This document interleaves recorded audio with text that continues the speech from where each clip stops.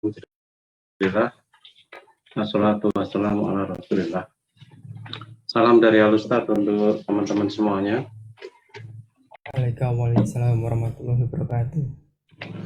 Baik, teman-teman semuanya. Yang pertama saya minta maaf dulu, minggu lalu kelupaan tidur habis maghrib gitu, istirahat, akhirnya lupa ya, karena lupa masalahnya kan itu. Ingat-ingat sudah malam kan itu. Mohon dimaafkan. Kemudian berikutnya hari ini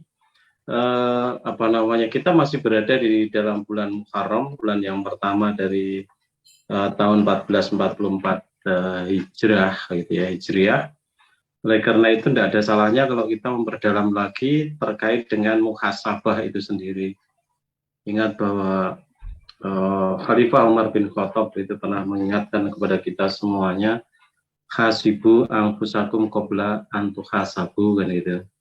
Jadi hitunglah diri kalian ya sebelum kalian dihitung. Maksudnya dihitung di sini dihisab di yaumul qiyamah. Artinya kalian bermuhasabahlah, kalian lakukanlah evaluasi diri, introspeksi ya sebelum kalian mati, itu maksudnya seperti itu. Nah, kita semuanya tidak mungkin akan mengetahui kualitas kepribadian kita, keimanan kita, kualitas penghambaan kita kepada Allah kalau kita tidak melakukan evaluasi diri, kalau tidak melakukan introspeksi ya, mawas diri, muhasabah itu sendiri kan itu.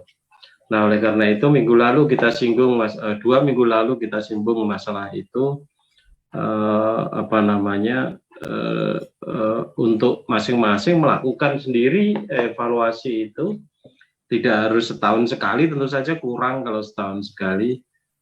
Bahkan sebenarnya bisa dilakukan setiap hari, apakah itu menjelang tidur atau bangun tidur barangkali, ketika sholat malam menjelang subuh dan sebagainya. Ada evaluasi terhadap apa yang dilakukan kemarin, apa yang terjadi kemarin, kesalahan-kesalahan, kekurangan-kekurangan, kelemahan apa yang dilakukan kemarin itu atau tadi siang dan sebagainya itu selama seharian. Kemudian berusaha untuk tidak terulang lagi pada hari berikutnya, bahkan hari berikutnya itu kita berusaha untuk menutup dengan amal-amal soleh.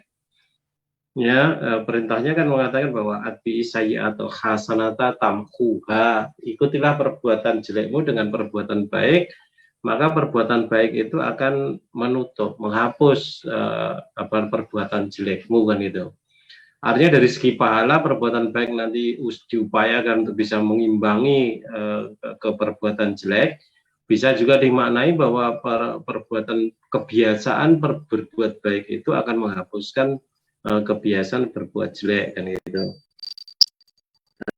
Sehingga diri kita masing-masing itu secara sengaja diproses untuk menjadi lebih baik daripada sebelumnya, kan gitu ya. Tanpa evaluasi diri tentu saja kita tidak ngerti kondisi kita seperti apa ya. Kita tidak memahami baseline kita sekarang, kita berada pada posisi apa, kemudian berikutnya kemana yang akan hendak kita tuju, kan itu. Kata Allah, a'udzubillahi minasyaitonirrajim, fa aina tadhhabun, kan itu. Maka hendak kemana kamu pergi ya. Pergi tidak harus dimaknai sebagai satu perjalanan melintasi ruang ya. Bisa dimaknai sebagai satu perjalanan melintasi waktu.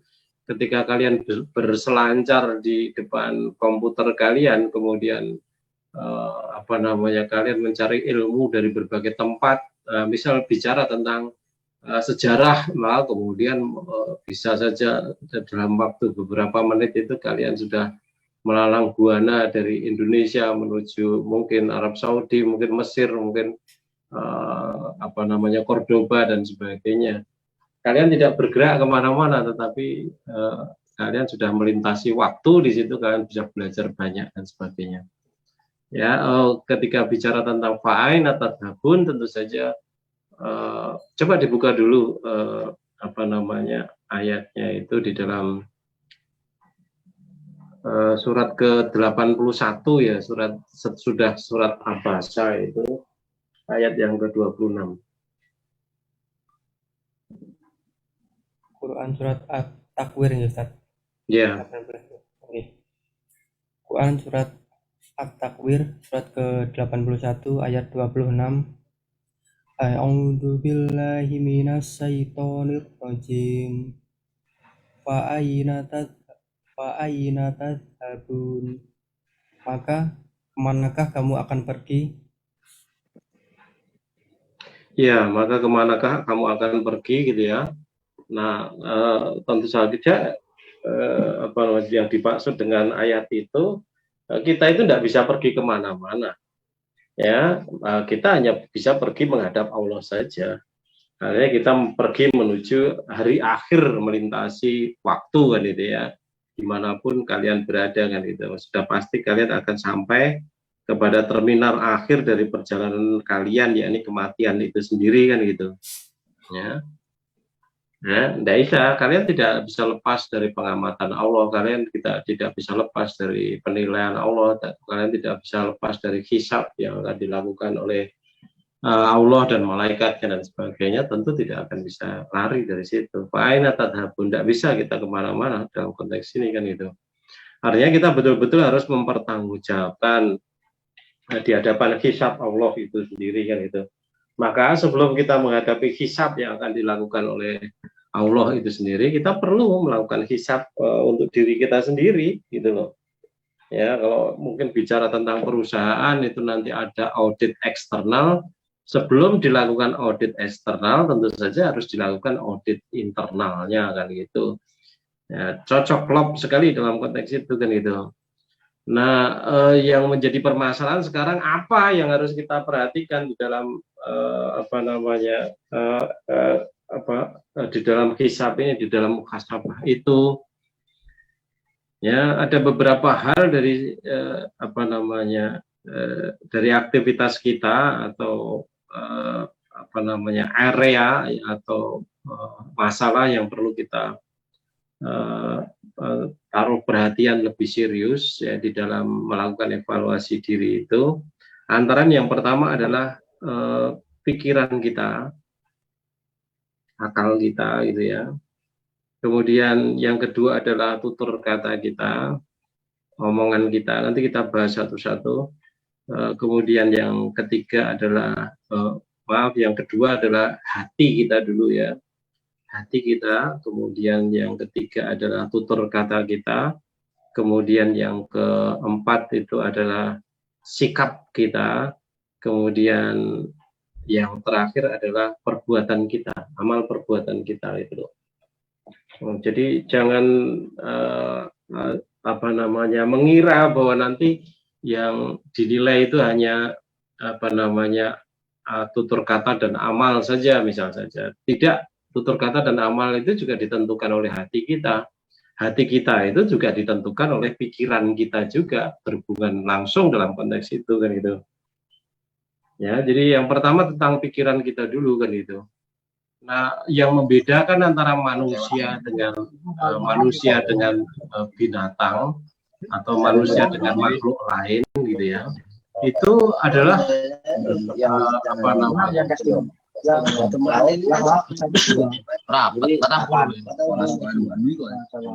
bocor, coba ditutup dulu itu. Akhirnya bisa ditutup dan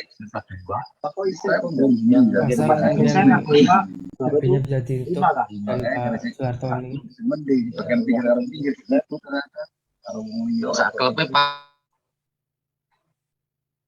Sudah? Ampun, baik, saya ulang. Jadi yang pertama adalah pikiran kita, yang kita senantiasa harus melakukan evaluasi terhadap pola pikir kita, apa yang kita pikirkan, bagaimana kita berpikir dan sebagainya, itu betul-betul harus kita kontrol. Ya, karena manusia itu yang membedakan antara manusia dengan makhluk lain yang tidak dimintai pertanggungjawaban oleh Allah di akhirat nanti, itu adalah pikiran itu, akal itu gitu loh. Ya, pikiran, akal itu sendiri kan gitu. Maka di dalam surat surat ayat yang ke-29 itu, di situ dikatakan a'udzubillahi minasyaitonirrajim. Kitabun anzalnahu ilaika mubarakun liyadabbaru ayatihi wa liyatadzakkara ulul albab, kan itu. Jadi kitabun anzalnahu, ini sebuah kitab yang kami anzalnahu, kami menurunkannya ilaika kepada kamu wahai Muhammad, mubarakun penuh dengan berkah.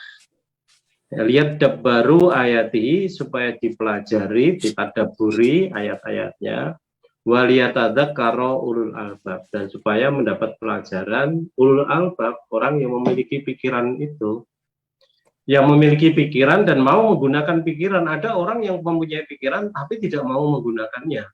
Ada yang orang dia itu punya pikiran, mau menggunakan pikiran, tetapi juga salah di dalam berpikir. Muaranya juga salah di situ, gitu loh. Ya, maka betul-betul harus kita perhatikan pertama itu pikiran gitu. Nah, ketika kita bicara pikiran kita, otak kita, maka otak kita itu diberi ada dua cara berpikir di situ, yang benar dan yang salah, kan itu. Yang benar adalah cara berpikir logis, rasional, yakni cara berpikir yang dilandasi atau cara berpikir di atas landasan pondasi sunatullah, hukum-hukum Allah atau hukum sebab akibat dalam konteks itu. Kalau kita berpikir dengan cara berpikir logis seperti ini atau rasional seperti ini, maka semua peristiwa yang dohir bisa kita lihat itu ada hubungannya antara satu dengan yang lain, ya, sehingga ketika ada di kamar terkunci kok kemudian laptopnya hilang, gitu ya, itu tidak mungkin, ya, sudah pasti ada yang mengambil di situ, kan itu, ya. Ketika ada di dompet uang kemudian berkurang 100.000 atau 200.000, itu tidak mungkin diambil yang namanya oleh setan atau tuyul atau yang lainnya, karena harus ada sunatullah yang menghubungkan satu peristiwa dengan peristiwa lain. Yang bisa mengeluarkan dompet, uang dari dompet itu ya manusia, kucing ya tidak, anjing ya tidak, binatang atau makhluk lain juga tidak, gitu loh. Harus ada mengikuti sunatullah yang seperti itu, kan itu. Ya, kalau kita keliru, kita mengikuti cara berpikir zaman masih primitif dulu, ya, maka kemudian cara berpikir mistis, gitu ya, maka kita akan tersesat dalam konteks itu. Ya, segala peristiwa itu selalu akhirnya muaranya ke mistis, ya, muaranya ke mistis terus ke arah sana, gitu loh. Kalau ada uang hilang, ya nanti larinya ke tuyul. Kalau ada kelihatannya tidak sakit, tiba-tiba sakit atau tiba-tiba meninggal dunia, nanti kemudian orang berpikir bahwa itu kena santet, kena tenung dan sebagainya, arahnya terus ke sana. Begitu juga di dalam memahami ayat-ayat itu, mestinya ini ayat-ayat yang sifatnya dohiriyah biasa saja, tetapi kemudian karena cara berpikirnya yang keliru, terus saja dibawa ke arah yang baik-baik tadi, kan itu. Nah, sudah tidak zamannya lagi sekarang kita berpikir yang seperti itu, betul-betul harus berpikir sesuai dengan logika berpikir yang baik, kan gitu. Nah, contoh sederhana yang pernah diajarkan oleh Rasulullah kepada para sahabat itu antara lain terkait dengan gerhana matahari, ya. Suatu saat di zaman Rasulullah ketika putra Rasulullah namanya Ibrahim meninggal dunia dalam usia kira-kira 1,5 tahun pada saat itu, ya, terjadi gerhana matahari, kan gitu. Kemudian kasak kusuk orang-orang di sekitar Rasulullah itu mengatakan bahwa alam pun ikut berduka, ya, dengan terjadinya gerhana karena ada orang mulia yang mendapatkan musibah kematian putranya, kan itu. Nah, kalau Rasulullah itu manusia biasa saja, tentu akan merasa bangga dengan dipuji seperti itu, gitu. Tetapi Rasulullah ini adalah Rasul utusan Allah. Kalau ada sesuatu yang tidak beres, segera harus diatasi. Nah, ini cara berpikir yang keliru seperti ini langsung diluruskan oleh Rasulullah. Ya, beliau mengajak para sahabat untuk sholat gerhana, kemudian beliau menyampaikan pidatonya di situ, ya, bahwa yang namanya kelahiran atau kematian seseorang itu tidak ada hubungannya dengan timbul tenggelamnya bulan dan bintang gitu ya. Tidak ada kaitannya bulan dan timbul tenggelamnya bulan dan matahari itu dengan kelahiran atau kematian seseorang. Ini kan luar biasa hebat di situ. Cara berpikir yang betul-betul logis diajarkan oleh Rasulullah. Ya, para sahabat masih banyak yang berpikir seperti itu, bahkan saudara mereka orang-orang Yahudi yang mengikuti agama Nasrani. Jadi Yahudi itu bisa bangsa, Yahudi bisa agama gitu ya. Ya, orang-orang Yahudi yang mereka itu beragama Nasrani, mereka itu percaya bahwa ketika Yesus lahir, dalam bahasa kita tentu Nabi Isa lahir itu ditandai oleh munculnya bintang ya, bintang tertentu yang muncul dari timur gitu, sehingga ada beberapa rahib, 3 kalau tidak salah orang rahib yang kemudian mencari dan ketemu, mencari dengan petunjuk bintang itu, kemudian ketemu di Bethlehem, di gua itu ya. Nah, mereka masih percaya yang seperti itu, bahkan orang Jawa juga banyak percaya yang seperti itu. Kalau yang namanya gerhana itu gerhana bulan terutama itu dikatakan bahwa bulannya dipangan karo buto hijau dan sebagainya, yang kemudian buto hijaunya dipanah oleh Bathara Guru, kemudian kena lehernya, terpotong lehernya, kemudian setelah ditelan itu keluar dari leher, muncul lagi bulan itu sempurna seperti sedia kala dan sebagainya. Dan banyak kebudayaan yang lain yang masih berpikir seperti itu. Tetapi Islam, Rasulullah betul-betul mengajarkan yang seperti itu. Tidak ada hubungannya antara peristiwa yang terjadi di kehidupan kita sehari-hari itu dengan timbul tenggelamnya bulan dan matahari atau terjadinya gerhana dan sebagainya. Tidak ada hubungannya. Nah, begitulah seharusnya kita berpikir itu dalam aspek apapun dalam kehidupan dunia ini, kecuali hal-hal yang bersifat gaib.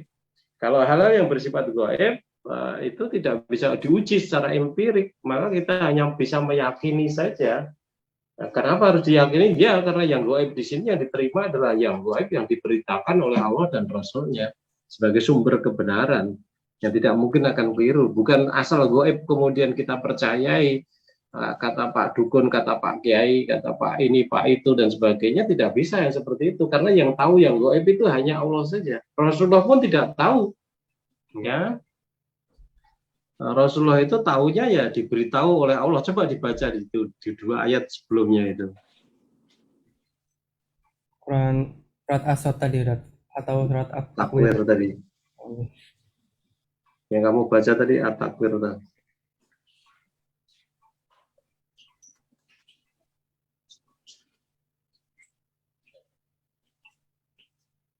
At-Takwir surat ke-81 ayat ke-24. 24, 25. Ambil 23 dulu. Oke. Quran surat At-Takwir surat ke-81 ayat 23 sampai 25. A'udzu billahi minas syaitonir rajim. Walaqad ra'ahu bil ufuqil mubin. Wa ma huwa 'alal ghaibi bidonin. Wa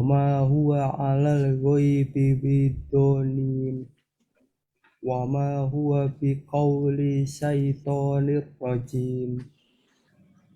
Sungguh dia Nabi Muhammad benar-benar telah melihatnya Jibril di ufuk yang terang. Dia Nabi Muhammad bukanlah seorang yang kikir enggan untuk menerangkan yang gaib. Al-Quran itu bukanlah perkataan setan yang terkutuk. Ya, jadi apa yang diperlihatkan oleh Allah ya kepada beliau ya, sesuatu yang gaib itu yang tentu saja oleh orang lain tidak bisa melihatnya, beliau diperlihatkan oleh Allah ya, tentang yang gaib itu, termasuk di situ malaikat kan itu. Nah, kemudian beliau menjelaskannya kepada yang lain kan itu. Jadi kalau beliau bisa mengetahui yang gaib itu karena diberitahu oleh Allah, bukan tahu secara sendirinya. Ya, tidak tahu secara sendiri kunci-kunci yang gaib itu semuanya pada Allah kan itu.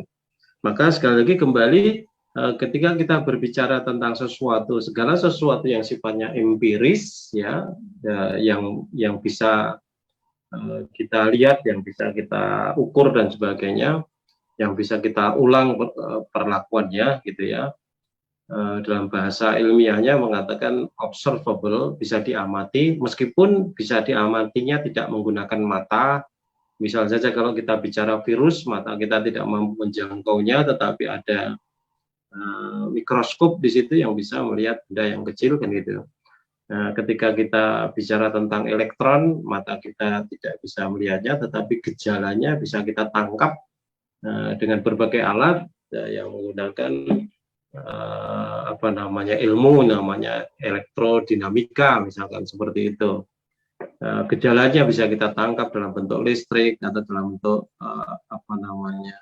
energi dan sebagainya dalam konteks itu, meskipun tidak bisa dilihat oleh mata, tetapi itu masih tetap tergolong ke dalam observable, dapat diamati dengan alat kan itu.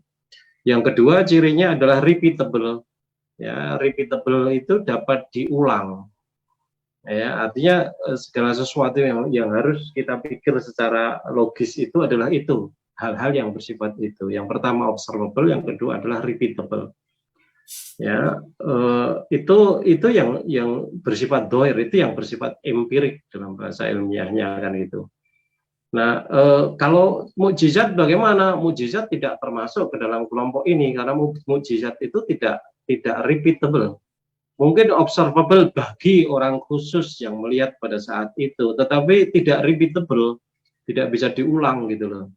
Ya, maka meskipun Nabi Musa bisa membelah lautan, ya membelah itu kan bukan Nabi Musa tetapi Allah. Ya, meskipun bisa waktu itu tidak akan mengulang lagi, balik lagi sandalnya carry, jika sandal di seberang sana, tidak bisa seperti itu. Nah, begitu juga ketika tongkat dilemparkan menjadi ular dan sebagainya, tentu tidak akan diulang-ulang lagi, tidak repeatable di situ. Itu termasuk ke dalam kelompok yang gaib, yang tidak perlu kita pikir dengan menggunakan cara berpikir logis. Ya, tetapi hampir semua ayat-ayat Al-Qur'an itu yang muhkamat itu, ya semua ayat-ayat Quran yang muhkamat itu bisa dipikirkan dengan menggunakan cara berpikir logis tadi. Hanya sebagian kecil saja nanti yang harus kita yakini karena itu terkait dengan hal-hal yang sifatnya gaib. Kalau sudah gaib, otak kita sudah tidak mampu berpikir, maka di situ menunjukkan betapa lemahnya manusia dan harus tunduk pada kekuatan yang mengetahui yang gaib itu sendiri, yakni Allah kan itu. Ya. Di dalam short ayat ke-29 tadi, di situ sudah digarisbawahi bahwa hanya orang-orang yang memiliki pikiran dan mau menggunakan pikiran, mau berpikir, ya, yang dia mendapat pelajaran. Kalau tidak mungkin gitu loh. Maka betapa banyaknya di Indonesia ini profesor, doktor, sarjana lulusan universitas setiap tahunnya, tetapi tidak menambah positif apa-apa di dalam khasanah pengamalan Islam di seluruh Indonesia ini. Tidak semerta-merta kemudian Indonesia ini menjadi mercusuar dunia Islam dengan bertambahnya semakin banyak orang-orang yang akalnya hebat-hebat, itu sama sekali tidak. Karena nanti ada kaitannya dengan yang lain gitu loh. Ya. Nah, tetapi kita harus mengarah ke sana. Artinya kita harus mau berpikir menggunakan pikiran tadi dengan benar dari itu supaya selamat. Kalau tidak, kita akan menyesal. Di dalam surat Mulk pernah kita bacakan juga, surat ke-67 ayat ke-10, di situ dikatakan a'udzubillahi minasyaitonir rajim. Waqalu law kunna nasma'u aw naqilu ma kunna fi ashabis sa'ir, kan itu. Mereka itu berkata, seandainya dahulu itu kami nasma'u, kami mendengar. Artinya mendengar itu betul-betul mendengar, menyengaja untuk mendengar.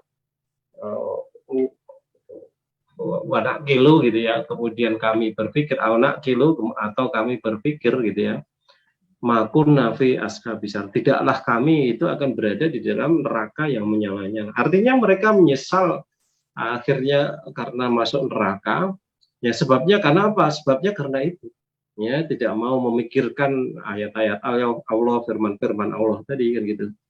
Ya mungkin dia Islam, bisa saja dia itu Islam, tetapi orang mudeng tentang Islamnya. Betapa banyak orang Islam di seluruh Indonesia ini yang ya ternyata amalan-amalannya, cara berpikirnya jauh dari Islam itu sendiri, sehingga akhirnya apa namanya sesat jalan gitu loh. Banyak hal-hal yang bukan tuntunan dari Islam mereka amalkan karena mereka tidak ngerti, akalnya tidak tahu ya bahwa itu adalah bukan dari Islam kan gitu. Nah, kita beruntung kita ngaji di dalam majelis ini, kita dijadikan pandai, pinter, berpikir, kemudian juga rujukannya juga jelas, hanya Quran dan Sunnah, Quran Sunnah itu saja. Karena memang yang mengandung kebenaran secara mutlak itu ya Quran saja sebenarnya. Ya, kalau Sunnah Rasul itu yang diberitakan di dalam banyak hadis itu, ya kita harus meneliti dulu, mengkaji dulu, benar apa enggak ini satu dengan yang lain. Bahkan secara sanad dua buah hadis itu dikatakan sama-sama sahih, tetapi bisa bertentangan satu dengan yang lain, yang menuntut kita harus berpikir dulu untuk mengatasi persoalan-persoalan itu. Jadi yang harus kita ikuti itu adalah Allah kan itu.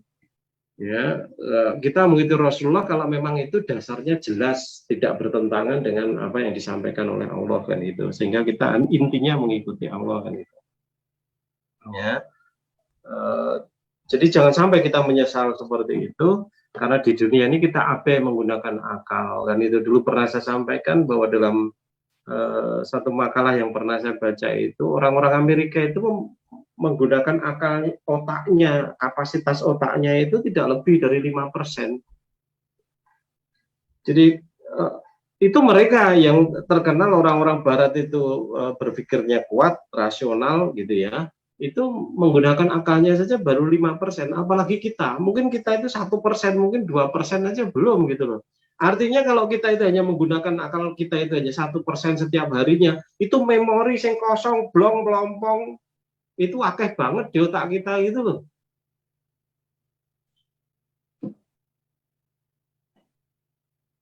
Kalau kita pakai HP, kemudian HP kita itu memorinya penuh, kita gelo. Ya, tetapi ini kita punya otak yang otaknya itu banyak kosong, kita tidak gelo. Harusnya kan kita isi dengan sebanyak-banyaknya ilmu di situ sehingga mempermudah kehidupan kita. Ada orang bicara tentang angkasa luar, mampu, ngerti, mudeng karena dia belajar tentang angkasa luar dari internet misalnya saja. Ya, ada orang bicara pertanian, dia menyambung, bisa mudeng karena dia juga belajar tentang masalah pertanian. Ada orang bicara tentang masak, dia nyambung juga. Nah, kalau begitu artinya daya dukungnya ya resource dalam bidang informasi yang berada di dalam otaknya itu banyak. Orang bicara begini nyambung, orang bicara begitu nyambung, orang bicara ini nyambung, orang itu nyambung dan sebagainya. Luar biasa. Mestinya orang Islam itu seperti itu, untuk mendukung kesuksesan dakwahnya, untuk mendukung ya, kesuksesannya di dalam menghambakan diri kepada Allah. Nah, kalau tidak begitu, maka sekarang ini saatnya kita harus melakukan evaluasi diri. Apakah kita masih berpikir mistis? Ya, sehingga ketika masuk internet pertama kali yang digulai adalah horoskop, astrologi, ramalan nasib, ramalan bintang. Kalau mau menikah masih harus mencari hari-hari yang baik, menghindari Selasa Kliwon, Jumat Kliwon dan sebagainya barangkali kan itu. Ataukah kita masih senantiasa was-was bahwa kita akan ditenung, kita akan disantet oleh orang lain. Kita masih was-was kalau tidak begini begitu rezekinya seret dan sebagainya. Jodohnya seret dan sebagainya.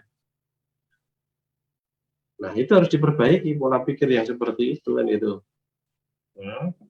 Jangan sampai kemudian kita terjebak kepada cara berpikir mistis itu dan kita mati dalam keadaan syirik.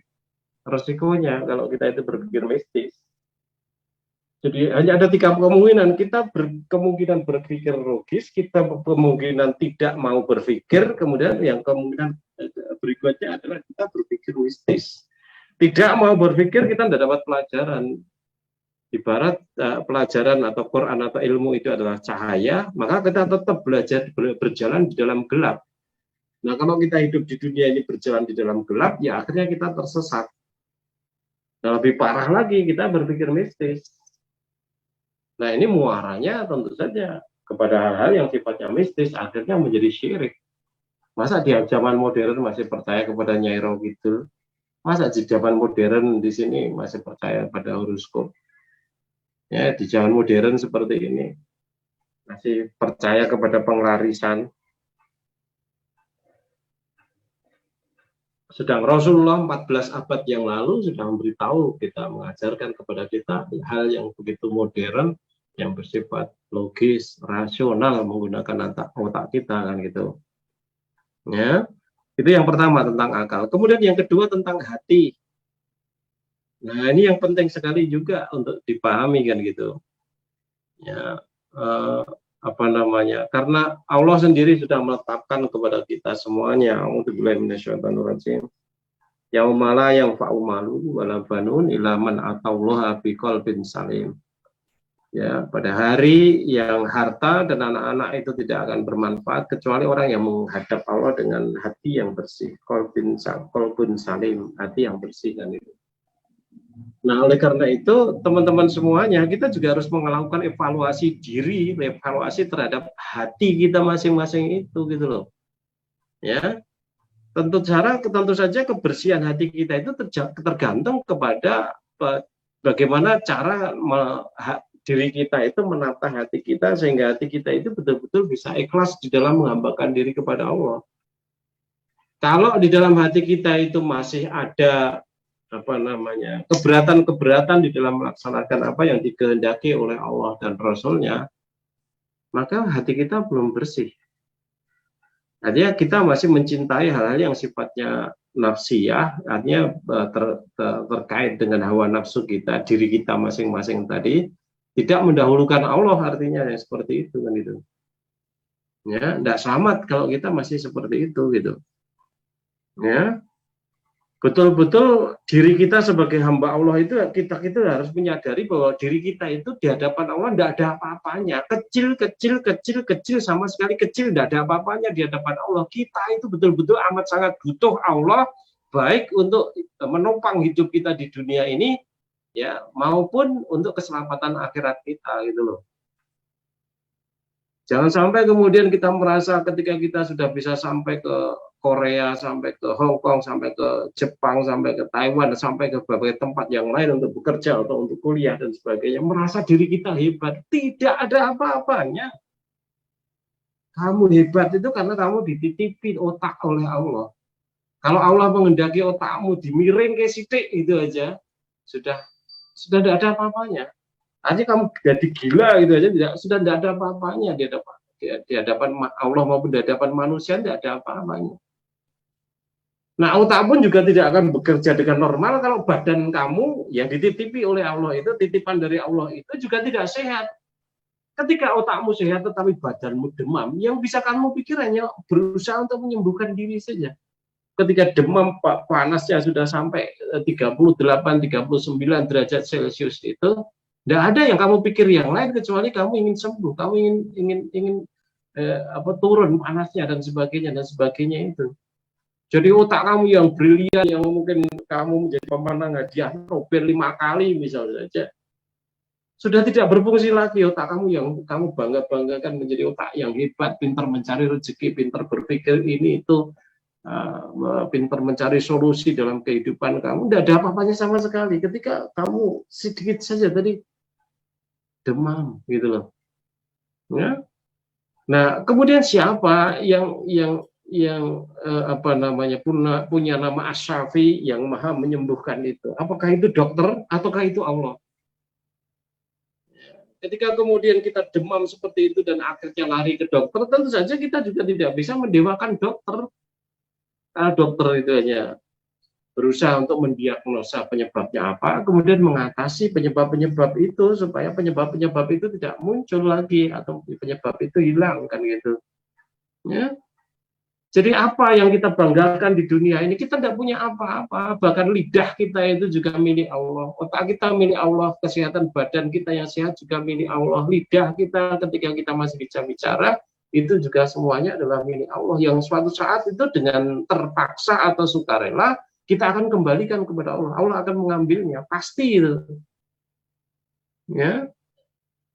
Ya, maka tidak ada pilihan lain kita sebagai manusia itu kalau kita memang ingin selamat, kita betul-betul pasrah bongkoan kepada Allah. Dan itulah yang namanya aslama yuslimu Islam, itu pasrah bongkoan, berserah diri, tunduk patuh kepada Allah. Nah, kalau kita Islam tetapi tidak paham bahwa Islam itu betul-betul berisi penyerahan diri totalitas secara kafah kepada Allah, bukan setengah-setengah. Nah, bisa salah pemikiran kita dalam konteks itu, kan itu. Ya, Allah itu yang memiliki jagat raya. Ini Allah yang menciptakan jagat raya ini. Allah yang memiliki jagat raya ini. Tidak ada satu sudut pun tempat yang pernah kita lalui atau yang tidak pernah kita lalui yang tidak di bawah kontrol Allah. Semuanya yang mengontrol Allah. Bahkan lautan yang bergolak sekarang ini di berbagai tempat yang lain, ataukah angin yang kemudian berkembang menjadi puting beliung atau badai dan sebagainya, itu semuanya juga di bawah kontrol Allah. Apalagi itu hanya terjadi di bumi yang kecil ini, satu di antara 8 planet yang ada di sekitar matahari. Ya, bahwa planet-planet lain yang berada di dalam matahari lain atau bahkan juga di dalam galaksi-galaksi yang lain, semuanya itu dikontrol oleh Allah.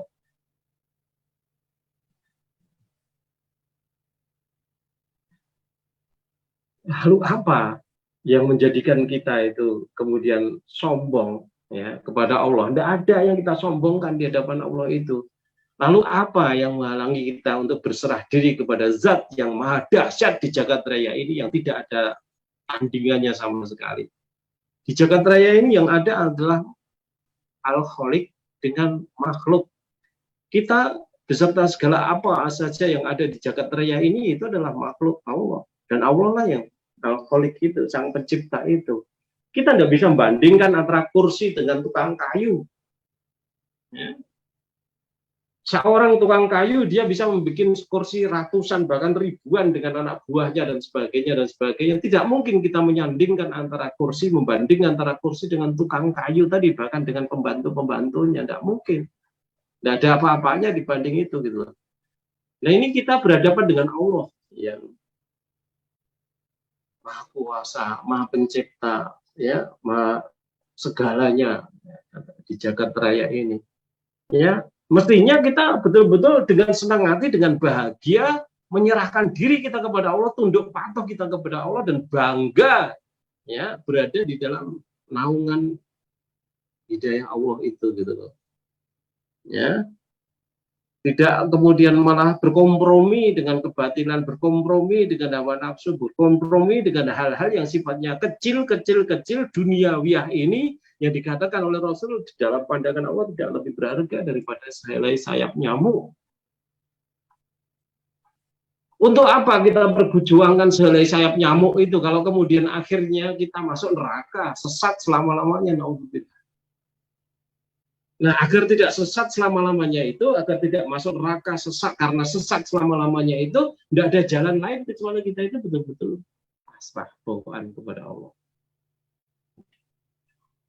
Maka perintahnya, a'udzubillahi minasyaitonirrajim, ya ayyuhalladzina amanu dkhulu fis-silmi kafah wa la tattabi'u khutuwatis syaiton innahu lakum aduwwum mubin.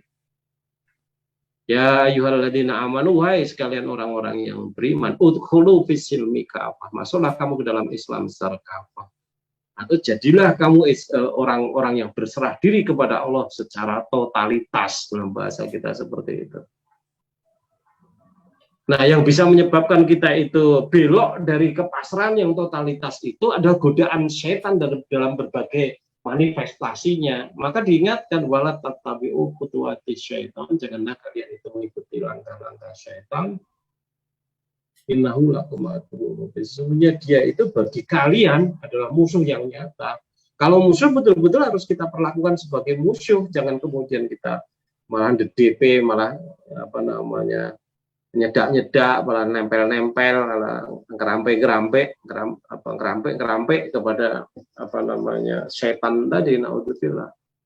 Manifestasinya bisa wujud harta, manifestasinya bisa wujud dunia, mungkin manifestasinya juga bisa dalam wujud hawa nafsu kita masing-masing kan gitu, naudzubillah. Ya. Nah, itu sudah diperingatkan oleh Allah, perintahnya sudah dijelaskan, siapa yang diperintah sudah dijelaskan, orang beriman, perintahnya apa sudah dijelaskan, supaya kita berserah diri totalitas kepada Allah. Kemudian rambu-rambunya yang menyebabkan kita tidak bisa menyerahkan diri pada totalitas tadi sudah diberitahu bahwa di situ ada godaan setan, ada jalan-jalan setan yang tidak boleh diikuti supaya kita itu betul-betul bisa berserah diri kepada Allah secara totalitas. Ya. Ya, dan kemudian kita harus memperlakukan yang namanya musuh tadi sebagai musuh. Kalau tidak, ya lawan dari kawan, kawan jadi lawan nantinya kan gitu. Ya, lawan jadi kawan, kawan jadi lawan, itu terjadi banyak sekali dalam kehidupan sehari-hari sehingga nampaknya secara dohir sama-sama sholat, tetapi satu mendengki terhadap yang lain, satu menyombongkan diri kepada orang-orang yang katanya orang beriman yang lain dan sebagainya. Tidak bisa bekerja sama dengan baik dan sebagainya, menyingkur, bahkan memboikot, bahkan ini, itu, dan sebagainya. Itulah indikator dari kebusukan hati kita masing-masing. Naudzubillah, yang itu tidak akan memperkuat Islam, menggerogoti Islam itu dari dalam. Naudzubillah. Ya. Ya, nah, karena kita sudah tahu, sekarang kita harus menyerahkan. Ya sudah, serahkan diri. Kalau kita belum menyerahkan diri, tidak menyerahkan diri sepenuhnya kepada Allah, nanti indikatornya banyak. Tadi antara lain ada iri terhadap sesama, ada dengki, ada kesombongan, ada kebencian, ada kedurhakaan dan sebagainya. Itu merupakan bentuk-bentuk atau merupakan indikator dari apa namanya penentangan kita terhadap penyerahan diri secara totalitas kepada Allah. Artinya indikator itu menunjukkan bahwa kita belum berserah diri kepada Allah secara totalitas, bahkan khianat itu. Ya, karena kita tahu sendiri bahwa kalau masih ada sombong sebesar zarrah hati kita, artinya kotor hati kita, itu tidak dikatakan oleh Rasul tidak akan masuk surga. La yadkhulul jannata man kana fi qalbi mithqalu dzarratin min kibrin. Tidak akan masuk surga orang yang di dalam hatinya ada sombong meskipun sebesar dzarrah kan itu. Nah, begitu juga dengan iri, dengki, ada kebencian, ada dendam, ada kikir dan sebagainya. Itu juga itu sama saja. Itu kotoran-kotoran hati itu. Termasuk kikir itu, ya cinta dunia, takut mati itu bisa kena penyakit wahan dalam konteks itu. Ya. Wa yuhibbunal mala hubban jama dan sebagainya itu mereka itu mencintai dunia dengan kecintaan yang amat sangat naudzubillah sehingga menjadi kikir. Ya, padahal tadi sudah dikatakan bahwa harta dunia ini tidak lebih berharga daripada selai sayap nyamuk. Kekayaan yang abadi, kehidupan yang abadi, kekayaan yang maksimal pol nikmatnya itu ya hanya di akhirat saja. Kehidupan yang akan kita lalui sesudah kita mati, masuk alam barzah, kemudian ditegakkan hari kiamat itu oleh Allah kan gitu. Ya, masa kita tidak percaya kepada hari kiamat? Kalau tidak percaya berarti iman kita gotang dalam konteks itu kan gitu. Iman kita perlu dipertanyakan, iman kita kepada Allah. Nah, kalau iman kita percaya kepada Allah masih perlu dipertanyakan, maka ya bagaimana mungkin kita bisa memperbaiki hati kita? Karena imannya sendiri masih bermasalah dalam konteks itu. Ya, mau kita serahkan kepada siapa hati kita? Kalau kemudian iman kita kepada Allah masih perlu dipertanyakan dalam konteks itu, naudzubillah. Ya, jadi tidak akan sukses ketika kita menghambakan diri kepada Allah. Ya, kalau betul-betul tidak menyerahkan diri kita kepada Allah. Artinya kita bahagia, nikmat, legowo terhadap apapun yang menjadi tuntunan Allah dan Rasulnya itu. Ya, coba mari kita buka dulu di dalam surat An-Nisa ya ayat 65 itu.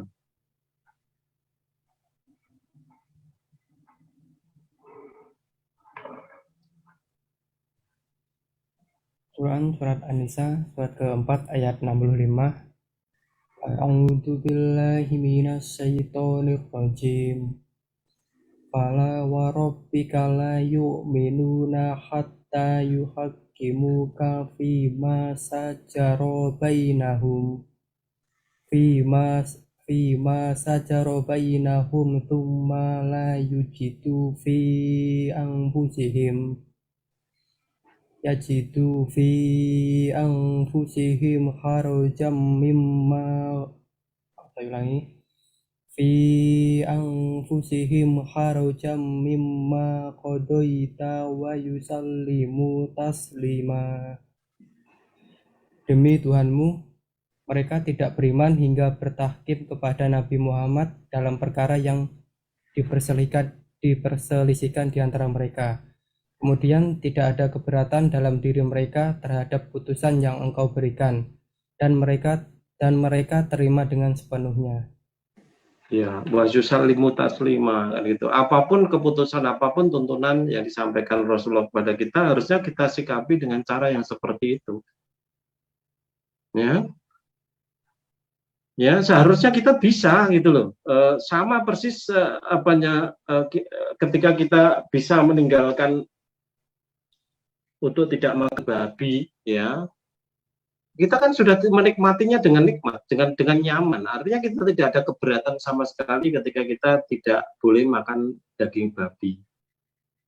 Ya, begitu juga nanti berkembang tidak boleh makan khamr, minum khamr dan sebagainya. Kan kita bisa meninggalkannya dengan nyaman, dengan enak. Nah, yang bisa meninggalkannya dengan enak itu adalah potensi iman yang ada di dalam diri kita itu. Artinya dengan iman itu Allah menjadikan kita cinta kepada keimanan, dan iman itu menjadi indah di dalam hati kita. Walakin Allah habbaba ilaikumul imana wa zayyanahu fi qulubikum wa karraha ilaikumul kufra wal fusuqa wal isyan, kan itu. Ya, akan tetapi Allah telah menjadikan habbaba ilaikumul imana, menjadikan kamu itu cinta kepada keimanan. Ya.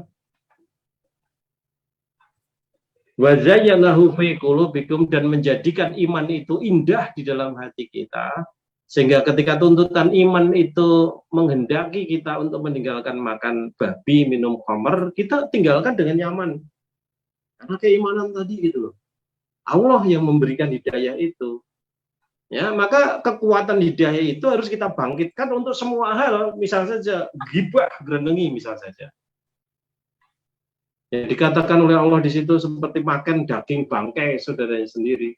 Betul-betul harus kita pahami keburukannya, efek negatifnya kepada kehidupan akhirat. Kita bisa bangkrut di situ, menjadi orang muflis di situ, pailit di situ. Nah, maka kemudian dengan kesadaran penuh kita meninggalkannya dengan nyaman. Karena itu dikehendaki oleh Allah dan Rasulnya untuk meninggalkan itu gitu loh. Maka itu harus betul-betul dihindari gitu loh. Dan seharusnya kita itu malah bisa menjadi tanda. Kalau teman bicara kita itu kok ada dia itu mengajak kita berghibah, atau ada teman kita ada itu kok dia bicaranya menghibah orang lain, harusnya kita tandai orang seperti itu. Ini orang jelek. Kalau orang jelek itu gibah kepada orang baik, ada kemungkinan justru orang yang dibicarakan itu lebih baik dari dia. Seharusnya begitu kalau otak kita itu merubah berpikir, tetapi ternyata tidak. Apalagi kalau itu yang ngejak bergibah atau secara tidak langsung ngejak, ya, memulai gibah itu adalah pimpinan kita, maka kemudian jadi seolah-olah nyaman saja, tidak ada masalah, raro dosa. Seolah-olah Allah itu mau membebaskan mereka atau pimpinan atau orang yang pangkatnya tinggi tadi untuk bebas gibah atau bebas memfitnah orang lain. Tidak bisa seperti itu gitu. Apakah itu gibah, ataukah itu fitnah, ataukah itu namimah? Betul-betul harus kita pelajari betul kejelekan-kejelekannya untuk kita hindari gitu loh. Ya. Maka kita meninggalkan itu dengan nyaman-nyamannya aja, dengan enak-enak saja. Nah, begitu juga dalam konteks kepemilikan harta, yang dikatakan oleh Allah dan Rasulnya tadi lebih berharga daripada selai sayap nyamuk, ya sudah tidak usah digondeli, gekeng-gekeng, mudah saja dikeluarkan fisabilillah. Mencari dengan sungguh-sungguh memang betul untuk dinafkahkan fisabilillah, bukan untuk yang lain-lain gitu loh. Bukan untuk kita tumpuk-tumpuk sampai bergudang-gudang seperti zamannya Korun ya, zamannya Korun, kemudian kita merasa diri kita hebat daripada saudara kita, teman kita di dalam mencari harta. Nauzubillah. Karena apa-apa nih kita itu di hadapan Allah. Ya, maka orang yang menyadari betul bahwa dirinya betul-betul harus secara 100% totalitas kafah menyerahkan diri kepada Allah, dia tidak akan kesulitan untuk meninggalkan hibah.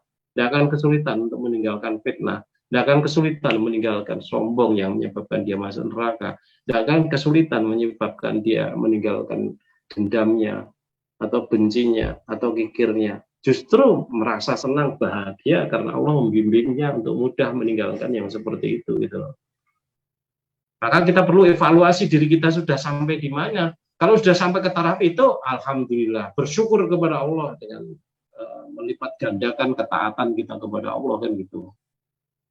Ya, maka tata hati kita dengan sebaik-baiknya agar supaya betul-betul berada di atas siratal mustaqim, betul-betul senantiasa berada di dalam ketaatan kepada Allah dan Rasulnya. Ya, kemudian yang ketiga adalah tutur kata kita, omongan kita gitu loh. Ya, nah pepatah Jawa itu mengatakan ajining diri, ajining rogo saka busana, ajining diri saka ing lati. Artinya badan kita itu akan dihormati oleh orang lain kalau kita berpakaian dengan bagus. Ya, artinya menutup auratnya dengan baik, dengan pakaian yang sopan, yang baik dan sebagainya, bahkan dengan pakaian yang bermerek mungkin seperti itu juga dia lebih dihargai harta kita, apa namanya badan kita kan gitu. Ya, tentu saja orang yang apa namanya orang yang dia itu hanya pakai katok kolor kemudian kaos sport dan sebagainya dibanding satu lagi berdiri di sebelahnya dengan seragam tentara dan pakaian lengkap dinas tentaranya, tentu akan dihormati yang berpakaian dinas lengkap ini daripada yang pakai katok kolor tadi. Ya, atau yang pakai dasi, pakai jas, kemudian turun dari Mercy dan sebagainya, tentu akan dihormati daripada seorang kiai yang dia naik fit ontel, color black digenjot, rantainya ucul. Tidak sama sekali, tentu akan dihormati yang rogonya tadi ditoto dengan baik kan gitu. Kemudian juga apa namanya ajining diri atau kepribadian kita itu akan dihargai dari lisan kita, mulut kita gitu. Ya, pepatah lain mengatakan mulutmu harimaumu. Artinya mulut kita itu bisa apa yang kita ucapkan itu bisa menghancurkan masa depan kita, bisa membunuh diri kita sendiri gitu. Kalau tidak kita tata dengan baik, kalau hanya nyor saja mengundang musuh, bisa saja kamu dibunuh oleh musuhmu gara-gara omonganmu kan gitu. Maka mulutmu harimaumu kan gitu. Nah, Rasulullah sendiri juga mengingatkan kepada kita semuanya, al-muslimu man salimal muslimuna min lisanihi wa yadihi. Yang namanya orang Islam itu adalah orang-orang Islam yang lain itu selamat dari lisannya dan dari tangannya. Dari ucapannya di situ dan juga dari perbuatannya. Itu namanya orang Islam. Artinya namanya orang Islam itu jangan pernah merugikan orang lain dengan lisannya atau dengan perbuatannya gitu loh. Gambarannya orang Islam itu, orang-orang beriman itu kan digambarkan seperti seekor lebah.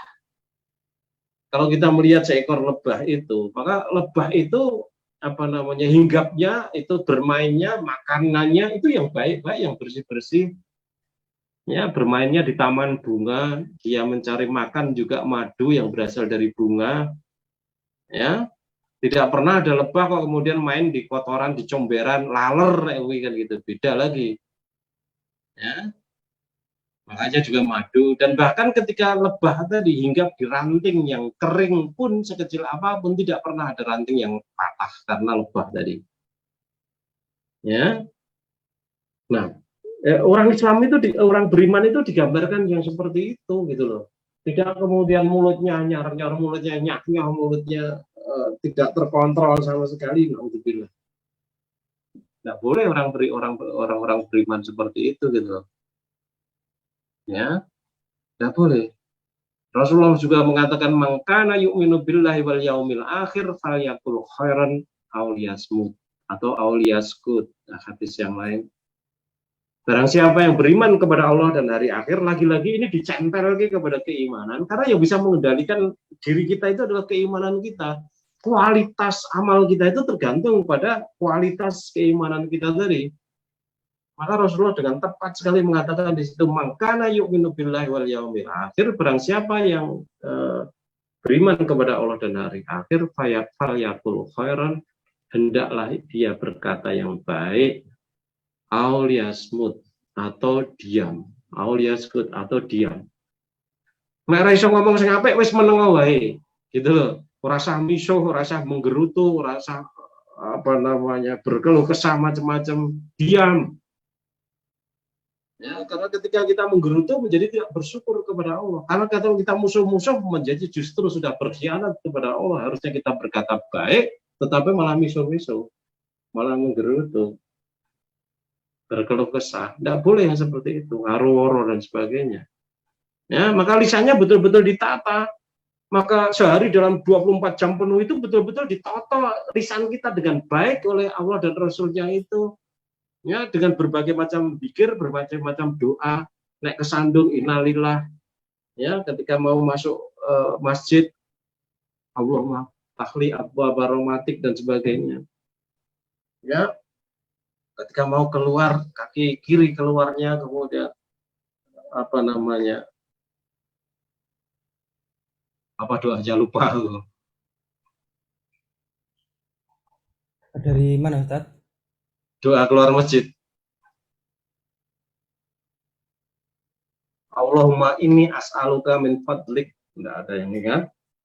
Ketika mau masuk kamar mandi, Allahumma inni a'udzubika minal khubuthi wal khaba'ith. Ketika keluar dari kamar mandi, kaki kanan kita mengucapkan ghufronaka dan sebagainya. Ketika bercermin, ketika naik motor, ketika melihat ini, melihat itu dan sebagainya, dengan berbagai doa tadi, supaya lisan kita itu bisa menuntun hati kita.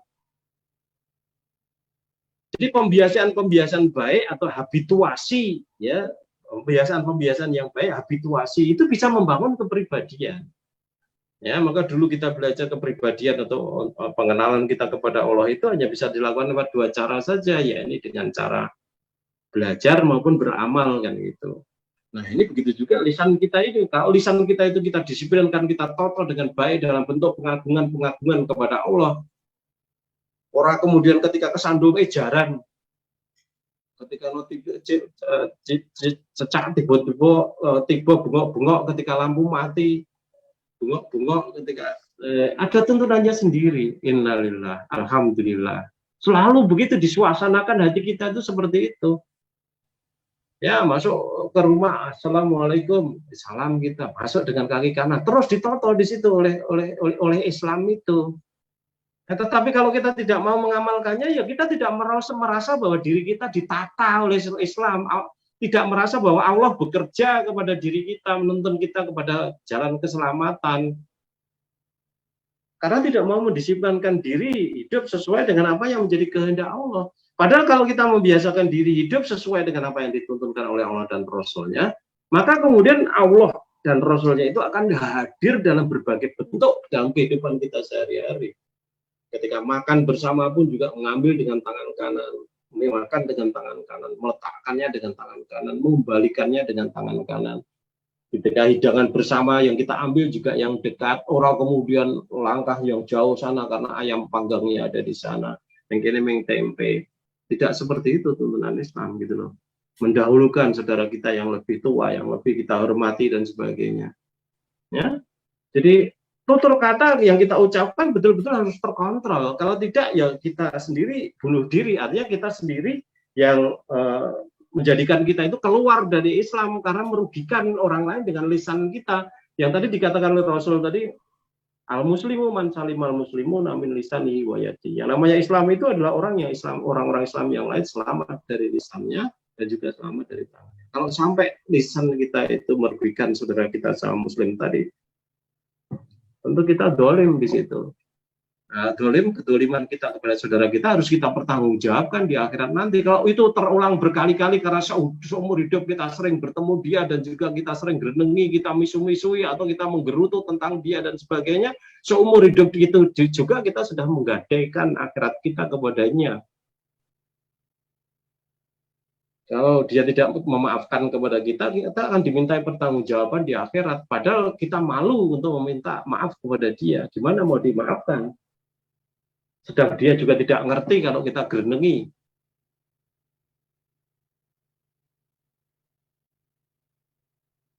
Ya, ditata dengan baik. Tadi dengan bahasa-bahasa, dengan ucapan-ucapan yang dituntunkan oleh Rasulullah, innalillah, alhamdulillah, astagfirullah, dan sebagainya. Subhanallah, Masya Allah, dan sebagainya. Amalkan itu dalam kehidupan sehari-hari, gitu.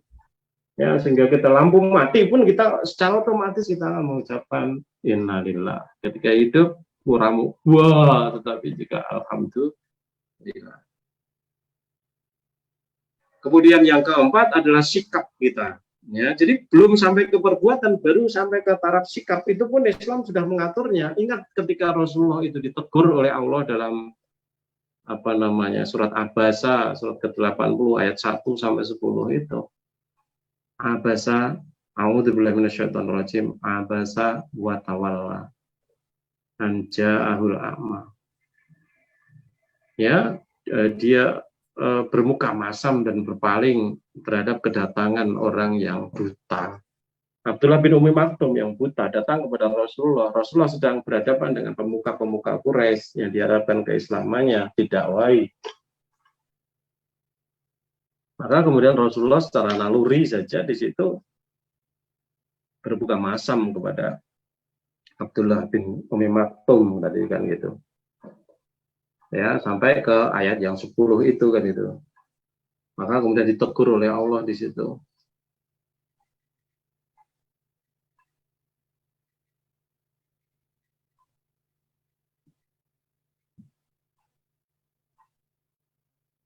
Ya, jadi sikap pun juga harus kita toto dengan sebaik-baiknya. Contoh sederhana aja.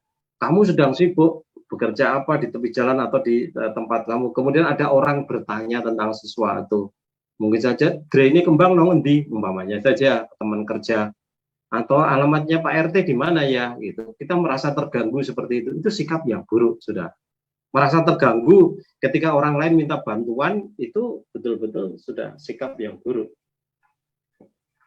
Ya, seharusnya ketika orang lain minta bantuan, orang tidak akan minta bantuan kalau orang itu memang bisa melakukannya sendiri gitu loh.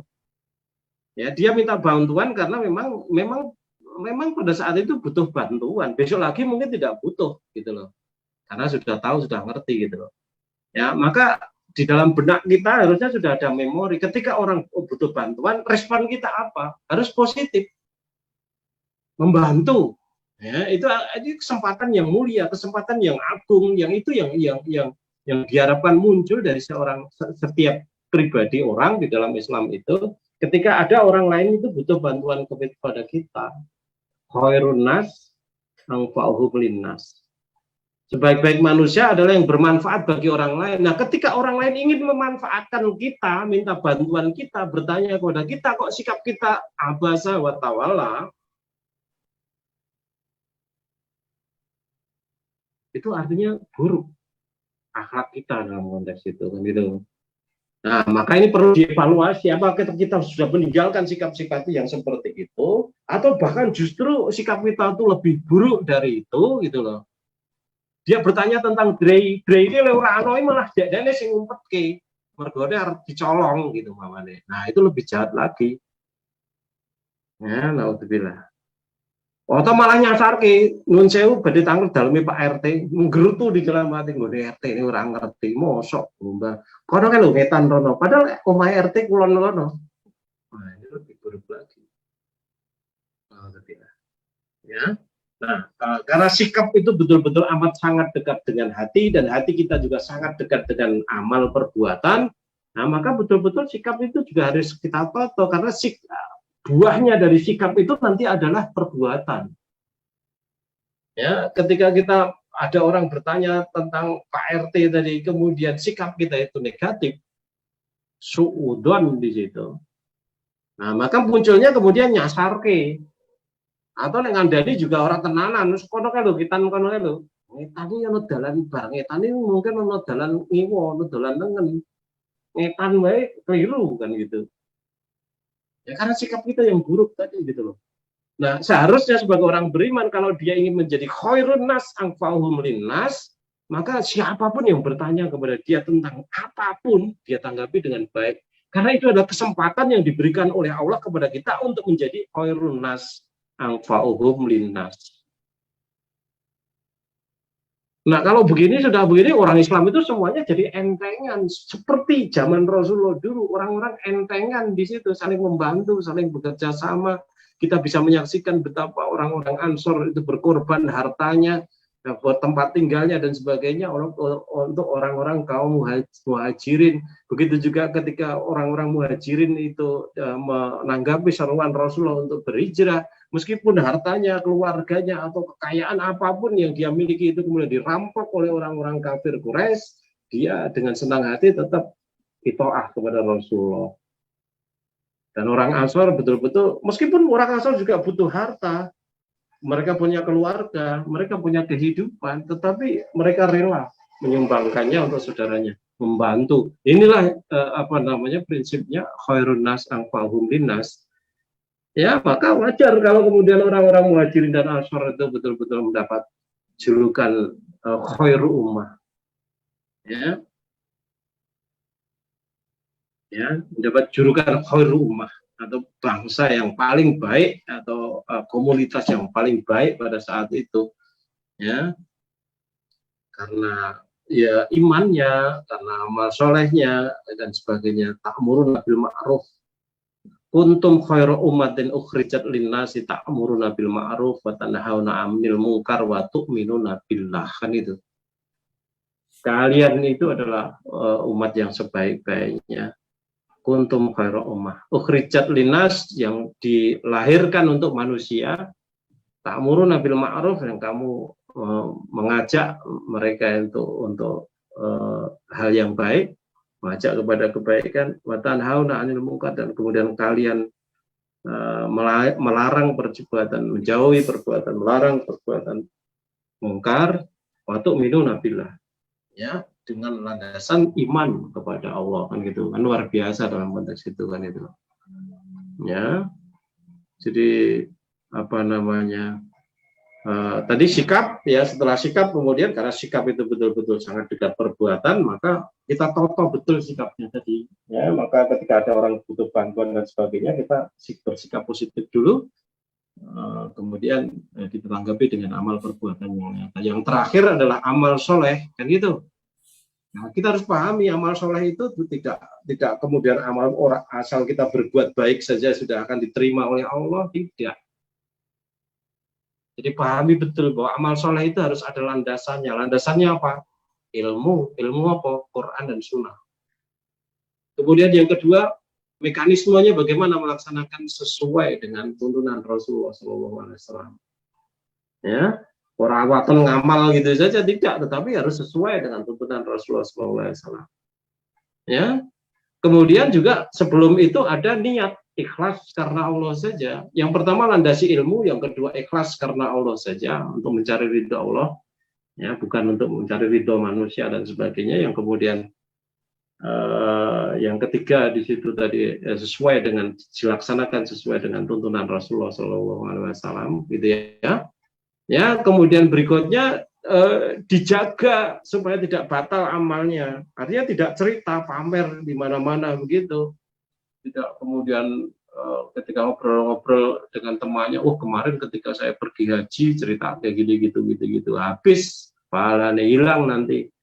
Ya, kita harus betul-betul pahami itu, ya, ada apa yang ada di dalam surat Muhammad ayat ke-33 itu, supaya kita tidak membatalkan pahala amal kita. Ya, jadi toto artinya beramal itu harus sesuai dengan kehendak Allah. Kalau orang sudah melakukan pembiasaan itu, Saya masuk rumah, saya biasakan karena Allah, maka saya baca ini, gerakan kaki saya ini. Ya, ketika saya mau makan juga sesuai dengan kehendak Allah, Rasulnya. Artinya hati kita sudah otomatis kita toto sesuai dengan kehendak Allah.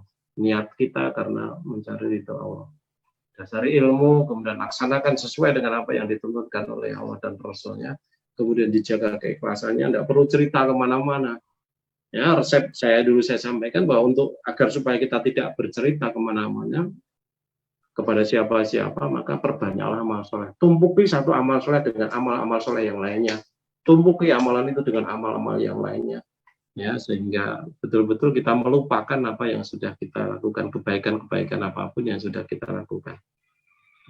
Nah, itu saya kira teman-teman semuanya ya, kita betul-betul harus melakukan evaluasi terhadap 5 hal tadi. Yang pertama adalah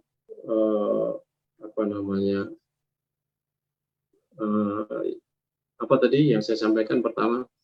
Yang pertama adalah pikiran dan akal kita. Ya, akal pikiran kita toto dengan cara baik, berpikir dengan cara logis, rasional dan sebagainya. Kemudian hati kita betul-betul dengan bahagia, merasa beruntung, bahagia, merasa tersanjung dan sebagainya untuk taat kepada Allah. Kemudian yang ketiga, tutur kata kita betul-betul khairunas anfa'uhum linnas, al-muslimu man salimal muslimu min lisanihi wa yadihi, kita ingat seperti itu. Nah, kemudian sikap kita harus senantiasa husnudzon kepada Allah dan jadikan kesempatan itu untuk mendapatkan kesempatan khairunas anfa'uhum linnas. Kemudian berikutnya tentang perbuatan kita, ya, niatkan karena Allah, kemudian ya, didasari oleh ilmu, kemudian sesuaikan dengan tuntunan Allah dan Rasulnya, kemudian dijaga keikhlasannya sampai meninggal dunia. Tidak perlu bercerita kepada siapa-siapa tentang kebaikan-kebaikan yang dilakukan, agar supaya tidak mentoyong, menyembunyikan kebaikan-kebaikan itu, maka kita perlu memperbanyak mengikuti kebaikan-kebaikan dengan banyak kebaikan yang lain. Begitu saya kira Mas, apa yang bisa kita bicarakan, waktunya agak melonjak, tidak apa-apa karena ini penting sekali buat kebaikan kita semuanya. Kalau ada sesuatu yang mau disampaikan atau ditanyakan, monggo silakan, waktu dan tempat kita manfaatkan semaksimalnya.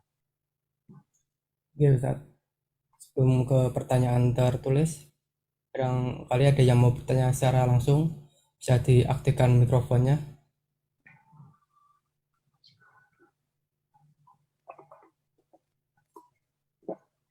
Kalau belum ada, lanjut ke pertanyaan tertulis dari Mas Santoso. Ustadz, apakah setiap manusia sejak lahir secara normal diberi kemampuan otak yang sama atau beda-beda? Kalau diibaratkan otak adalah prosesor, maka ada prosesor yang berkemampuan tinggi dan rendah. Sehingga otak yang berkemampuan tinggi mudah sekali untuk berpikir secara bagus dan sebaliknya. Seperti yang dikatakan orang, IQ setiap orang berbeda-beda. Ya, pertanyaannya sudah ada jawabnya sendiri di dalam pertanyaan itu. Artinya kemampuan otak juga berbeda-beda, sama seperti kemampuan fisik kita juga berbeda-beda. Analoginya sudah betul seperti IC prosesor yang juga punya kemampuan yang berbeda-beda satu dengan yang lain, kan gitu. Kalau IC satu generasi masih punya kemampuan yang sama, kapasitas yang sama, tetapi manusia kembar pun beda kapasitas otaknya, kan gitu. Ya, maka kemudian nanti Allah menuntut sesuai dengan kapasitasnya masing-masing tadi, kan gitu. Nah, otak orang yang dia itu kemampuannya cerdas, IQ tinggi dan sebagainya, tentu akan dituntut lebih dibanding dengan yang level IQ-nya rendah, kan gitu. Sama persis seperti orang yang kaya dengan orang yang miskin. Ya, orang yang kaya dituntut untuk banyak infak fisabilillah, tetapi orang miskin mungkin saja tidak perlu infak fisabilillah, malah perlu disantuni dalam konteks itu, kan gitu. Nah, jadi kita harus tahu posisi kita berada di mana, kemudian kita semaksimalnya memanfaatkan potensi kita yang kita miliki itu sesuai dengan kehendak Allah dan Rasulnya, kan itu. Faidza amartukum bisyai'in fa'tu minhu mastata'tum, apabila aku perintahkan kamu dengan sesuatu maka laksanakan semaksimalmu, kan gitu. Nah, di dalam sebuah hadis sendiri dijelaskan bahwa ada kalanya yang namanya 1 dirham itu sama dengan 200.000 dirham kan itu. Artinya orang yang miskin dia berinfak 1 dirham dengan orang yang bergelimang harta infak 200.000 dirham, mungkin pahalanya sama, bahkan yang 1 dirham itu melebihi pahalanya dari orang yang kaya raya tadi infak 200.000 dirham gitu loh. Nah, begitu juga di dalam berpikir, orang yang berpikirnya pas-pasan tetapi serius dengan orang yang dia itu sebenarnya cerdas tetapi dia menggunakan kapasitasnya kecil meskipun melebihi dari orang yang berpikirnya levelnya rendah tadi, ya tetap kalah dia di dalam penilaian di hadapan Allah kan gitu. Nah, semua tergantung kepada kesungguhan kita di dalam memanfaatkan potensi kita dalam rangka bersyukur kepada Allah. Apakah itu harta, ataukah itu ilmu, apakah itu kapasitas otak, dan sebagainya, tentu saja dituntut kemaksimalannya kan itu. Begitu Mas, mudah-mudahan bisa dipahami. Iya, Ustaz. Selanjutnya dari Facebook, ini di luar tema, dari Pak Subiknyo. Pak Ustadz, mau tanya di luar tema, hukum mendengarkan musik. Apa hukum mendengarkan musik, Ustadz? Ya, musik itu di dalam hadis ada yang melarang, ada yang memperbolehkan, ya. Nah, sesuai dengan kaidah fikih, kalau itu yang namanya larangan itu haram, kecuali ada dalil yang membelokkannya menjadi mubah atau makruh kan gitu. Nah, begitu juga perintah, yang namanya perintah dari Rasul itu wajib, kecuali nanti ada dalil yang menjadikan dia berubah dari wajib itu mungkin menjadi sunnah misalnya saja. Contohnya sederhana adalah Rasul melarang kita untuk buang air menghadap ke arah kiblat atau membelakangi kiblat. Nah, karena itu adalah larangan, mestinya hukumnya itu jatuhnya secara fikih hukumnya itu adalah haram. Tetapi ternyata kemudian ada dalil lain yang namanya Ibnu Umar itu, Abdullah bin Umar itu, ketika dia berada di rumahnya Hafsah, saudaranya itu, istri Rasulullah, si Ibnu Umar ini menyaksikan Rasulullah itu sedang buang air dengan membelakangi kiblat. Ya, maka kemudian dalilnya menjadi berubah. Ya, bisa saja dalilnya menjadi berarti bukan haram tetapi makruh saja. Tetapi ada yang berpikir itu tetap haram kalau antara orang yang buang air tadi dengan kiblat tidak ada pembatasnya. Ya, tidak ada pembatasnya. Kalau tidak ada pembatasan antara Ka'bah dengan orang yang buang air tadi, maka itu haram kan gitu. Kalau ada pembatasnya berarti tidak haram kan gitu.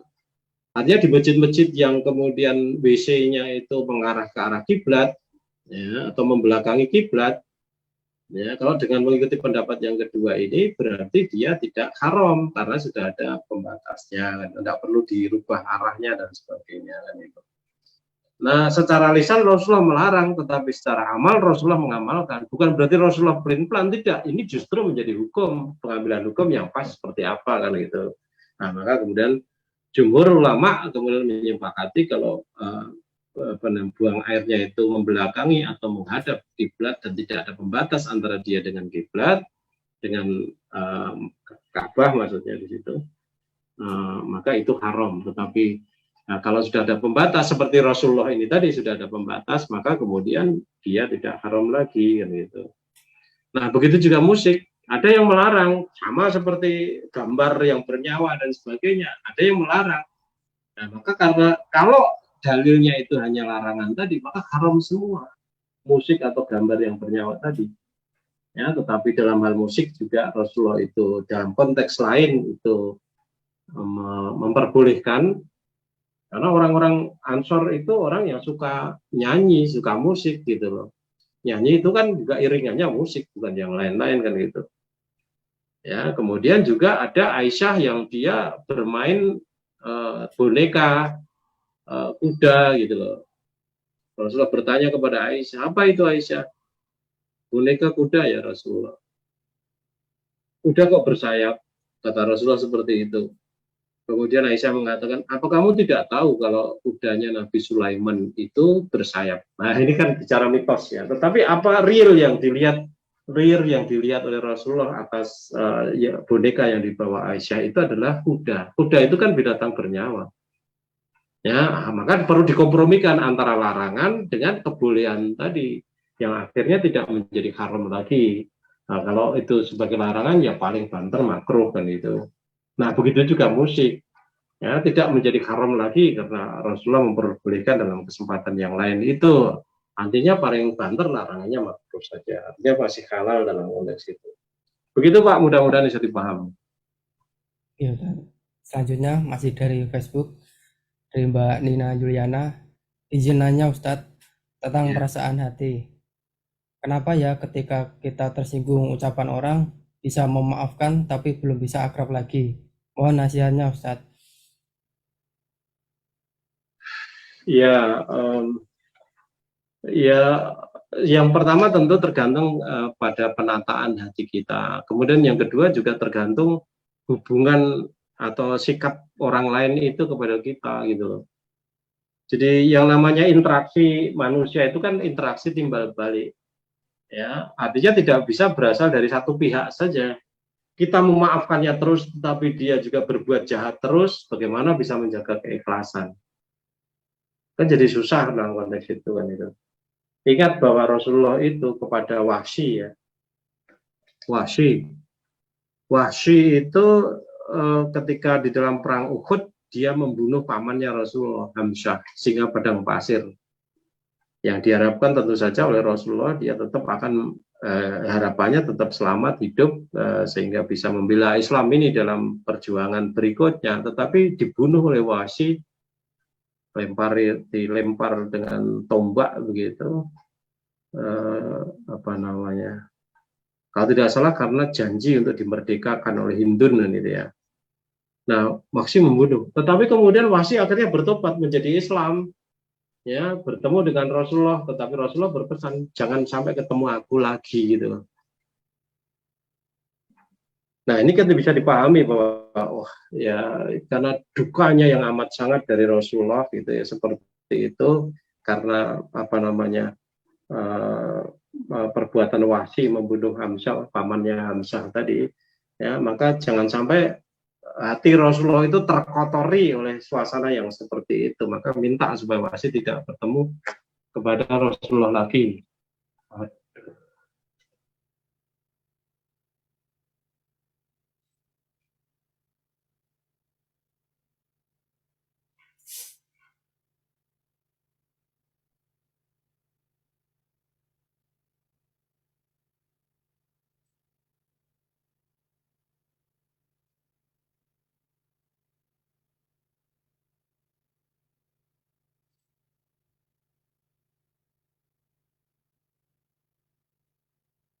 Audionya belum masuk Ustadz.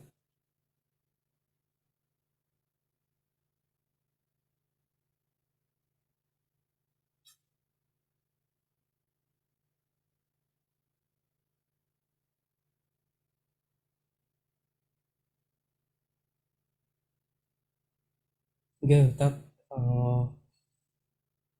keluar nih dari apa dari Zoom. Mungkin sebentar lagi ini masuk lagi.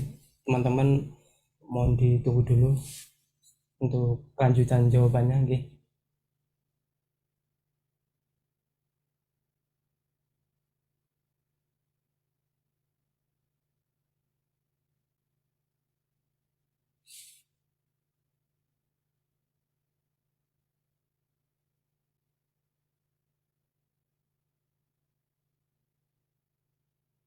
Dan mungkin nanti karena waktu juga mepet, tanyaan di Facebook mungkin ada yang dipending depan nggih.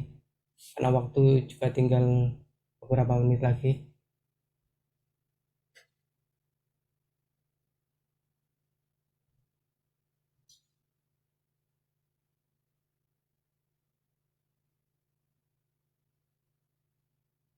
Masa mungkin Ustadz sakit dihubungi telepon.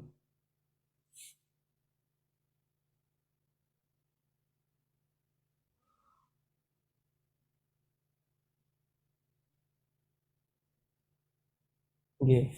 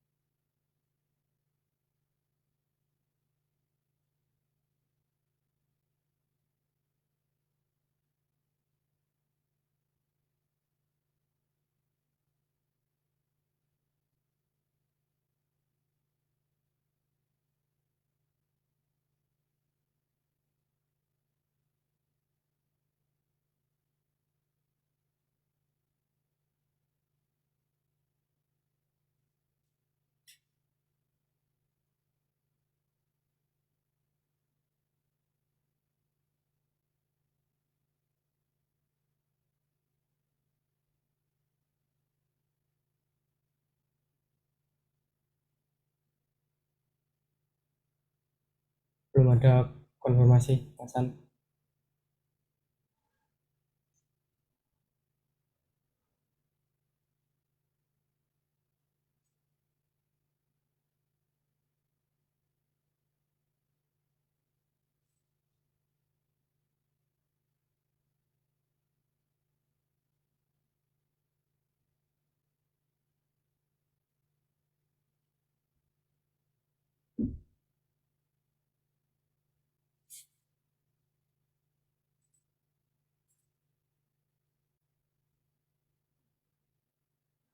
Sampun. Oke. Tadi sampai mana, Mas Hasan? Juga. Assalamualaikum. Waalaikumsalam warahmatullahi wabarakatuh. Maaf, baterainya habis ini tadi. Padahal tadi ketika mulai sudah 100%, tapi tidak langsung, tidak dicas, tadinya habis. Tadi sampai mana? Sampai yang terkait ini, Ustaz. Yang satu memaafkan, yang satu masih Ya, gitu ya, tadi. ya semaksimalnya ya. Untuk bisa semaksimalnya kita memaafkan, untuk bisa memaafkan semaksimalnya, yakinkan kepada diri kita masing-masing itu bahwa dia berbuat jahat seperti itu karena dia tidak yakin bahwa perbuatan itu akan membawa dia ke neraka. Kalau dia yakin bahwa perbuatan itu bisa membawa dia ke neraka, tentu dia akan takut. Artinya dengan begitu kita malah prihatin kepada dia, berarti keimanannya jebol dia, keimanannya tidak ada kualitasnya dia. Kan kita mesake gitu, tidak kemudian malah kita membalas atau kita tidak suka pada dia, ya. Kita tidak suka pada perbuatannya, tetapi kita follow up-nya kita malah kasihan kepada dia karena dia tidak meyakini hari Allah dan hari akhir sehingga masih berbuat seperti itu. Karena dia tidak meyakini bahwa perbuatan jeleknya itu akan membawanya ke neraka kan gitu. Kemudian yang kedua, seandainya itu belum bisa dicapai, belum bisa didapatkan pengikhlasan seperti itu, maka jaga hati kita, jangan sampai ketidaksukaan kita itu muncul dalam bentuk sikap maupun perbuatan. Artinya itu untuk diri kita masing-masing. Yang dinilai oleh Allah itu kan nanti perbuatan kita, ya. Perbuatan kita akan dinilai oleh Allah, ya. Hati kita sudah kita kendalikan secara maksimal, jadi ya ternyata belum bisa melepaskan, ya sudah semaksimalnya, ya. Innallaha la yanzuru ila suwarikum wala ila amwalikum walakin yanzuru ila qulubikum wa amalikum. Sesungguhnya Allah tidak melihat bentuk wajah kamu dan juga harta kamu, tetapi yang dilihat oleh Allah itu adalah qulubikum wa amalikum, hati kamu dan amal kamu. Hati kita sudah semaksimalnya, bukti semaksimalnya kita tidak melakukan atau mengucapkan hal-hal yang dilarang oleh Allah kan itu. Syukur-syukur memang betul bisa ikhlas karena tadi kita bangkitkan karena malah justru merasa kasihan kepada dia karena dia tidak intinya tidak beriman kepada Allah dan hari akhir sehingga berbuat jahat kepada kita gitu. Seandainya belum bisa maksimal seperti itu, maka upayakan secara maksimal agar ketidaksukaan kita itu tidak muncul dalam bentuk sikap dan juga perbuatan, tutur kata, sikap dan perbuatan. Itu artinya kita menjaga maksimal hati kita supaya tetap baik. Begitu Mas, saya kira untuk hari ini yang bisa kita bicarakan, waktunya saya kira sudah habis gitu ya. Langsung kita akhiri. Oke, Ustaz. Sebelum diakhiri izin melaporkan dulu ya, Ustaz. Ya. Untuk dari Facebook, penjemaah di Facebook ada 46 saudara, dari Zoom ada 14 saudara. Ya. Dan ada 2 pertanyaan dari Facebook, mungkin bisa insya Allah sampaikan ahad depan, Ustaz. Iya. Oke, saya kira itu aja apa yang bisa kita bicarakan. Kurang lebihnya saya minta maaf. Ayo kita berusaha maksimal untuk memanfaatkan momentum bulan Ramadan, bulan Syahrullah ini, bulan Allah ini, bulan Muharram ini, dengan melakukan evaluasi diri semaksimalnya tadi, terhadap pikiran kita, hati kita, tutur kata kita, sikap kita, dan juga perbuatan kita, sampai sejauh mana kualitas penghambaan kita kepada Allah. Kalau kita betul-betul menghambakan diri kita kepada Allah, maka semuanya itu totalitas kita serahkan kepada Allah. Tidak perlu kita kotori dengan hal yang aneh-aneh gitu. Begitu aja saya kira, kurang lebihnya saya minta maaf. Mari kajian kita akhiri. Alhamdulillahirabbil alamin.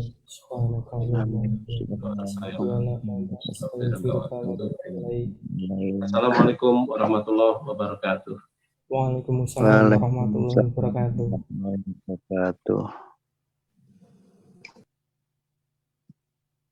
Oke, alhamdulillah telah kita ikuti bersama kajian pada ahad malam bersama Ustadz Abdurrahman Suparno yang pada malam hari ini membahas tema tentang evaluasi di bulan Muharram. Semoga dengan tema ini kita bisa menambah untuk menata hati kita, pikiran kita, tutur kata kita, sikap kita, dan amal perbuatan kita. Yang itu nanti akan buat sikap dan amal perbuatan yang baik untuk kita semua. Oke, dari saya dan kru yang bertugas di balik layar, atas kekurangan dalam membawakan acara pada hari ini, kami minta maaf yang sebesar-besarnya. Kami akhiri. Wassalamualaikum warahmatullahi wabarakatuh. Waalaikumsalam warahmatullahi wabarakatuh.